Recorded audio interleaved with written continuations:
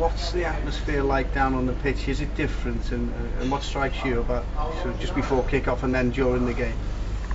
Well, I think just before kick-off, it doesn't really. It's only when you're going down a tunnel, and you can still like say hi and all that. But then you go out and do the warm-up, then you can feel the atmosphere from the supporters and all that.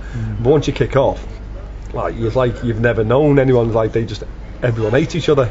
It's like on them, like, and it doesn't matter. No, it's not easy. Then you can have a sort of like talk during the game and to each other, but at the end of the day, your job was you desperate to beat. I was desperate to beat Everton, and Everton desperate to beat Liverpool, and they'll do anything they can because they know how much it means to the supporters, isn't it? It was just for them. And when they finish again, it's not a strange atmosphere, but it's a different atmosphere in the game, in and around, and.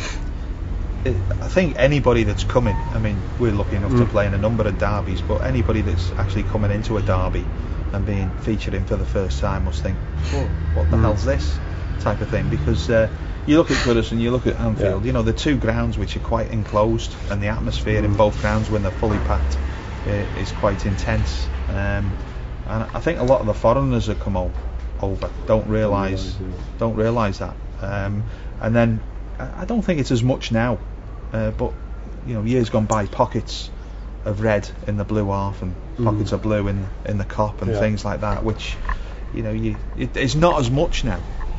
There's not as much as maybe.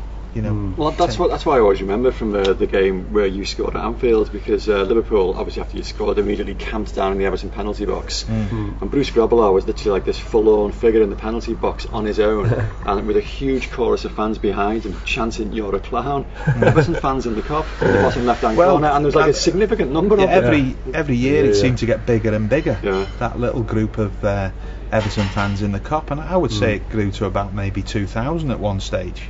When it was all standing, and you'd have the little outbreaks of obviously isolated bit of trouble, but for the amount of people that were in there, it was very isolated, and which was nice to see. But the same when we played at Goodison, there was people in the street end, Liverpool fans in the street end, and I think that pocket was getting bigger and bigger as well. Did you ever go as fans, to derby matches? My first one was the cup game replay. At Main Road. Oh yeah, the 77 semi-final. Yeah, that was my first game, because other than that I was playing Saturdays. And you got to remember, in our day every game was played on a Saturday. They weren't played Sundays unless there was a national. We were playing for the reserves, or you were playing for Saturday. Your county or your school side. I mean, people say that they're very different now, derbies. They're not quite as intense, certainly not as brutal as they used to be. I mean, was it like that when you were out there, where tackles flying in ridiculously? I think there was when we played. There was, and you wouldn't get away with it because it's how the game's changed as well now, and I think it's more of a continental game played in England now. And that's why so many foreign players are there and all that. But when we played, there was like fierce tackles going in. You had Reedy and all that, didn't you? Then you had Souness, and most probably wouldn't get booked nowadays for it. You'd most probably get maybe 7 years. Because I always remember when we kicked off, the first couple of minutes every time, he used to just boot me, all that. And we played with Wales once, and I was saying, why do you keep booting me and all that? He said, well, it's alright, because the ref gives you 10 minutes to get into the game. And I said, you could do it then, though, couldn't you? You could do it then. Every time I go to ref, you can book someone in the first minute as well as the last, But in fairness, the ref, you most probably get booked now, wouldn't you? But you get 10 minutes, didn't you? But it's still a lot of bookings in the games. Did you ever socialise afterwards? Did you ever go out together? Yeah, we've been out. I mean, we've gone away on Welsh duty after the game. I think the game where I scored, we were on Welsh duty the next week, rooming together. Yeah, it was. His turn for the teas. Get it while I can. I was going to say, I think on topic of conversation that week. But no, I think we'd been away on numerous times. It all seemed to so and coincide with an international, which is one of the reasons that a lot of the lads are friends. You've got Kevin Sheedy and Ronnie Whelan and Jim Beglin. Playing for the Republic. You've got Kenny, you've got Suey, you've got Sharpie, Andy, Stevie Nick as well. All playing for Scotland. So, and everybody knowing each other, and then you'd sort of talk to because I was friendly with Sheeds that we'd been talking to, and you were friendly with Ronnie, weren't you? Especially that we talked to each other, and it was.